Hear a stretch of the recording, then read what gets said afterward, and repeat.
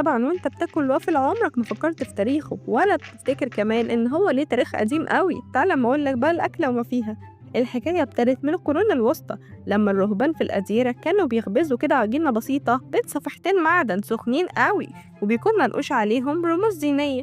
ومع الوقت بقى النقوش دي بقت مربعات الوافل اللي إحنا نعرفها النهارده. أمّا في القرن ال18 البلجيكيين طوّروه أوي وضافوا له السكر الباودر والفواكه، وبقى رمز من رموز الفطار عندهم. لكن المفاجأة كمان إن هو كان بيتقدم في العربيات في الشوارع، وكان لازم يتاكل سخن كده أصله كان بيخلص بسرعة، يعني معجزة لو لحقته. أما بقى في أمريكا أول ما الوافل وصل في القرن ال19 الأمريكان ما سابوش حاجة غير لما حطوها، حطوا شراب الذرة والمكسرات والكريمة، وابتدت حكاية الوافل تنتشر في العالم كله. يعني باختصار كل مرة تاكل وافل فيها اعرف إنك بتاكل أكلة عمرها مئات السنين، وعدت على كل وملوك ورهبان وحتى بياعين في الشوارع.